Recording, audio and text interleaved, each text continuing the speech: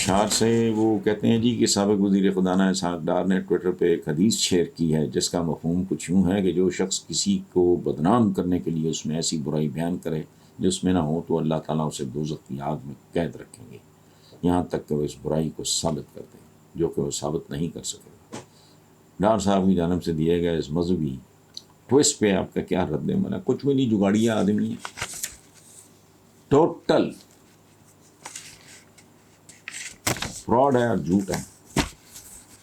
اپنے محسن جو بھی کہہ لو، اپنے مینٹور یا جو بھی، نواز شریف کے خلاف اتنی لمبی سٹیٹمنٹ اس میں اپنے ہاتھوں سے لکھا ہوا اور لمبی چارج شیٹ ہے. اور کل میں اس وقت میرے ایک بڑے قریبی دوست بیٹھے ہیں منہاری، کل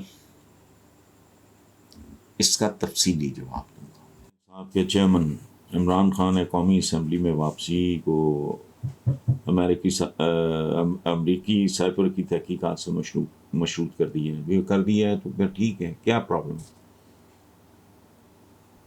ایک اس کا فیصلہ ہو جائے گا اور دوسرے عمران واپس اسمبلی میں آ جائے گا.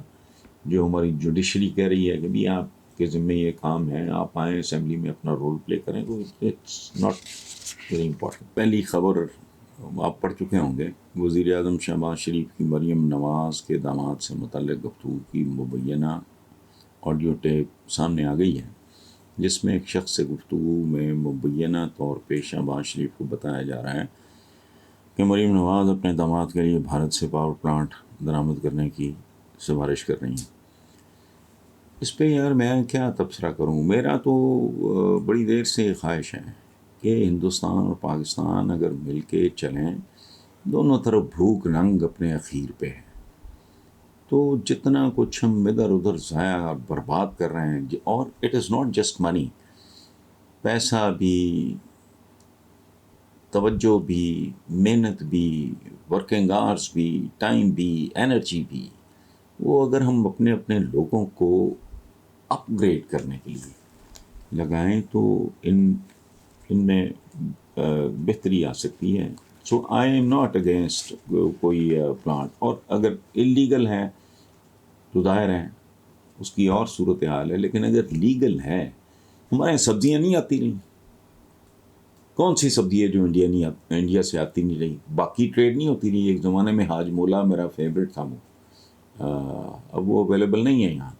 تو یہ ٹریڈ آپ نے، عجیب و غریب بات ہے کہ آپ نے کوئی انڈین سٹف منگانا ہے، وہ ایسٹ پنجاب سے جائے گا ادھر بامبے، وہاں سے وہ بذریعہ شپ دبئی، وہاں سے آپ امپورٹ کرو. یہ کیا، یہ پاگلوں والی صورتحال ہے. اور میرا خیال ہے جو پاکستان کی جو رولنگ ایلیٹ ہے اس کو یہ بات سمجھ میں آ گئی ہے. آئی ڈونٹ نو مودی صاحب کا اپنا، لیکن بہرحال میرے لیے یہ نہیں، میرے لیے امپورٹنٹ بات ہے مریم کا یہ کہنا. ایک طرف پریس میں سٹیٹمنٹ آیا کہ میں پیٹرول کی قیمتیں بڑھانے کے ساتھ نہیں ہوں، اپنے چچا کی حکومت کے خلاف بیان کیا کہ پیٹرول کی قیمتوں کے بڑھاوے کے ساتھ میں متفق نہیں ہوں. پرو پیپل.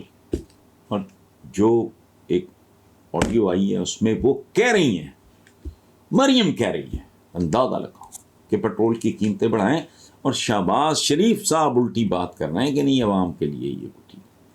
یہ بہت تکلیف دہ قسم کی منافقت ہے. بات کرنی ہے تو اس پہ کریں. یہ ایک پلانٹ شلانٹ، یہ کاروبار دھندا، اس کو چھوڑیں، اسی طرح ہوتا ہے. دیکھیں ایک زمانے میں یہ جو افغان جہاد کے چکر میں یہ میں نے پڑھا ہے کہ ضیاء الحق نے اسرائیل سے اسلحہ ایکسیپٹ کیا، اور صرف ایک شرط لگائی کہ اس پہ ڈیوڈ سٹار نہ ہو. جیسے مسلمانوں کا ہلال ہے اور صلیب ہے کرسچنز کی، تو ان کا ڈیوڈ سٹار ہوتا ہے، تو انہوں نے کہا وہ نہ ہو تو آئے ٹھیک ہے.